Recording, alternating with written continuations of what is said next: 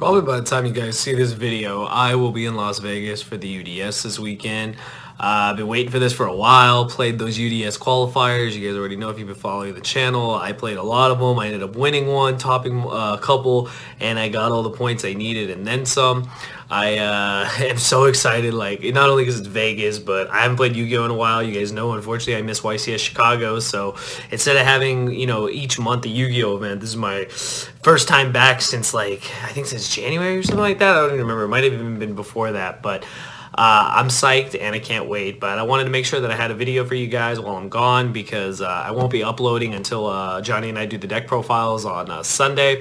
And hopefully we both top or do well. One of us wins or something crazy like that. But either way, we're looking forward to it. But I wanted to make this video because it's a topic I feel that is just really, I don't know if the word is unique, but I think it's something that breathes new life into the game. And like the title says, how Solomon Great saved Yu-Gi-Oh! And I'm going to start by letting you guys know, disclaimer, I never, ever, ever would say Yu-Gi-Oh! Is dying. Ever. You will never see that come out of my mouth. I think it's total bullshit. I think people who say it are just people that don't play anymore or who honestly either suck at the game or can't play the game or just want to play something else. So yeah, you'll never hear those words that are out of my mouth. I am one of the most positive people when it comes to this game, and I love this game to death. It's one of my favorite hobbies, and yeah, I hope it lasts forever. But I want to talk about how Solomon Greats really did save Yu-Gi-Oh! And more of a sense for budget players and just players returning to the game in general. Now, I'm also going to tell you guys one thing. I know, yes, you can buy the 3 structure decks, and yes, you have to add cards to it, and yes, those cards are expensive, impermanences, Phantomazes, etc., etc. But I'm going to look beyond that because from my personal experience, from what I've seen just at the local level and just, just from the YouTube channels around here for Yu-Gi-Oh!, for all kinds of things, I've seen a lot of positivity come from the Solomon Great structure deck, from the Soul Burner structure deck. And that's really what today's video is about, is how that structure deck and how the deck in general kind of revolutionized Yu-Gi-Oh!, brought a bunch of people back into the game, and is an amazing option for budget players. So let's get into it. So let's start with the obvious. So the first thing that Solomon Greats did to save Yu-Gi-Oh! Is they became readily available to every player that wanted them. They came out in a structure deck, you guys. The last time this happened was, what, the Monarch structure deck? And you guys remember, 30 bucks, put them all together, you got a top tier deck. Domain was insane, it did so much. I mean, I know you could play the extra deck version, but most people preferred Domain because it was so good against Pendulum, so good against BA, it just locked out, everything. And now we fast forward a couple years to Solomon Greats. And here's the thing about Solomon Greats, you buy 3 of the structure decks, you can even just play the structure decks. You can literally grab the cores, get your 3 Gazelle, get your 2 to 3 Foxy, get your 3 Spinny, get your 3, Rotas, your Field Spell, your Will of the Solomon Greats, your Traps, etc., etc., your Links, they all come there. I know I know that, what is it, that the Wolf, was it Sunlight Wolf, you need to pick up those, but I'm hoping, really hoping that you guys pick those up before they spiked.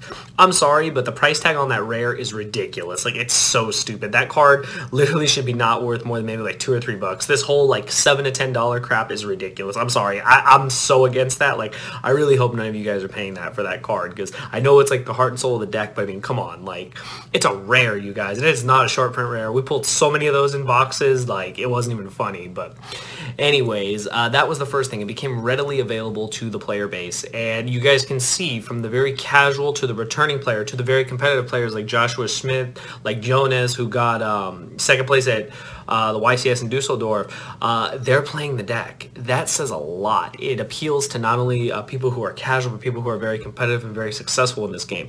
They almost won the YCS, you guys. They technically should have won the YCS. That's letting you guys know that in their first YCS, they almost won it all. They had the heaviest representation. I believe it was, what, 44% in top 64, then 53% in top 32. It actually did something not a lot of decks do. It actually jumped up in representation in the top 32. That's crazy.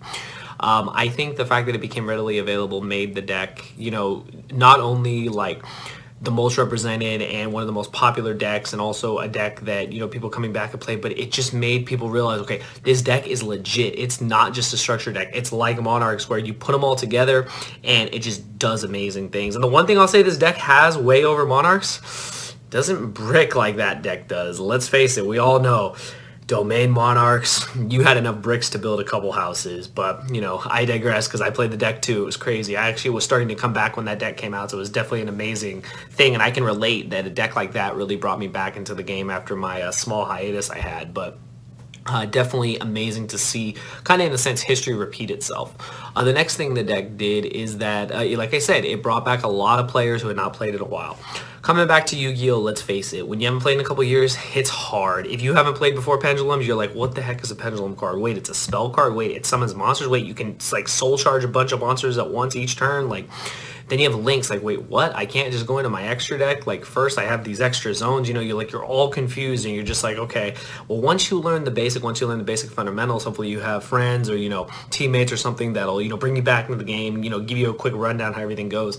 Solomon Great's a great deck. You know why? Because all you need to do is just start with one monster, like Lady Debug or Buffaro or whatever the hell it's called, and just link into your guy and just start going off. And that's the thing, is that it's a very simple tempo deck that I think anyone can learn coming back, because you just start with one link monster. It's not like you're spamming a whole board like Thunder Dragons do, or like these combo decks do. It's not these super convoluted combos that not a lot of people can understand. Like me, myself, I'm still learning the deck, but when it comes to all these other, you know, I took the time to learn the Thunder Dragon deck. I took the time to learn the Thunder Dragon combo deck with the freaking Gumblar and all these crazy combos. I've never played a deck like that, and I absolutely grew to love it. But I mean, I look at Solomon Greats and I'm like, for people coming back, like, this is easy. Like, this is easier. Like, this is a great way to come back into the game after so long. The thing about Domain Monarchs, they didn't care about the extra deck. You didn't even need an extra deck. Like, literally, you need 0 extra deck, and you were good to go. So, what I like about this deck, too, is that outside of the Sunlight Wolves, the majority of the extra deck is right there for you. It's pretty much at your disposal, and some of the other stuff is, like, rares, supers, like Dweller, or Baguska, whatever you're playing. Like, it's all readily available, and I think that's one of the best things.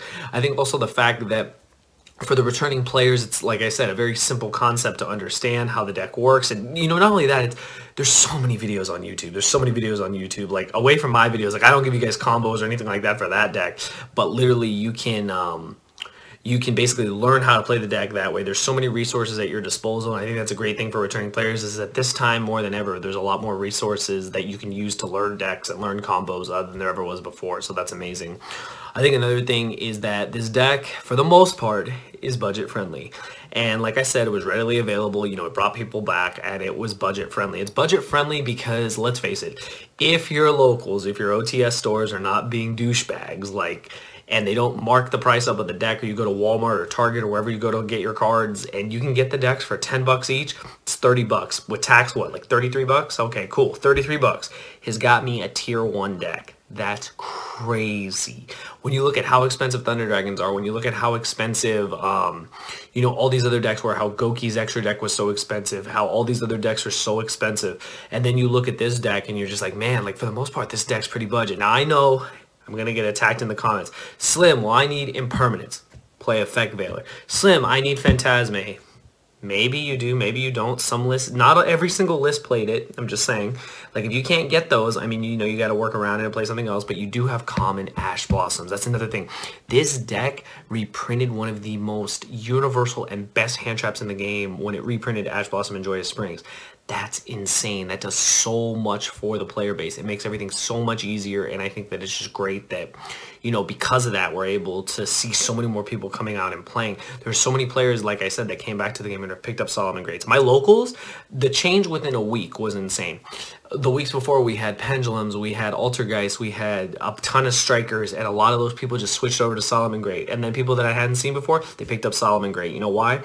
Cheap option, readily available, easy to learn, and there you go. You got it. You're back in the game. And I think anything that brings people back in the game is amazing. Anything that promotes, you know, a more budget-friendly alternative to all these expensive decks is great for the game. I've never been against reprints. I've never been against any of that. I think it's amazing. I've always believed, and you guys would be like, oh, Slim's ready to quote himself like he always does. I've always believed I want my opponents to have access to the same cards that I do. I want to go into an event, and I want to expect them to have the Ash Blossom, expect them to have the Impermanence, expect them to have all these cards.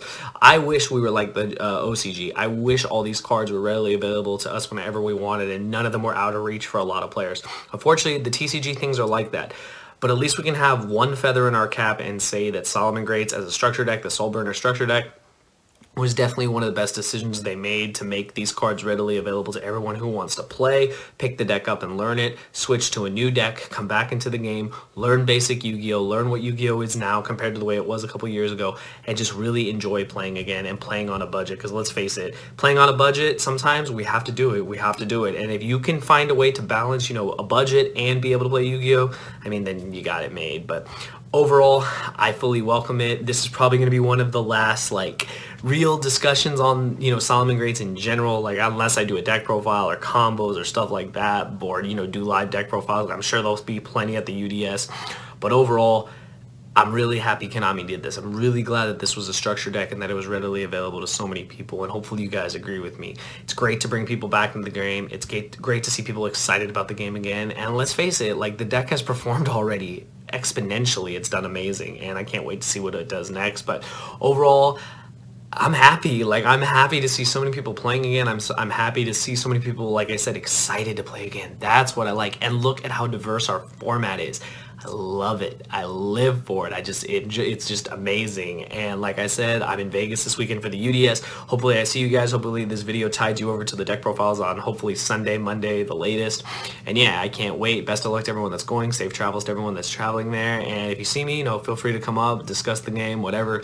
I'm down for everything. You guys already know. But overall, I'm so excited to see what you know, Solomon Great does at this UDS and other events coming up. And I can't wait to see more players return to the game, pick up this deck, and continue playing, because at the end of the day, that's what it's all about. But that's all I gotta say, you guys. I hope you guys enjoyed the video. If you did, be sure to, you guys know what to do. But anyways, I hope you guys enjoyed it. Give it a thumbs up, and thank you for watching.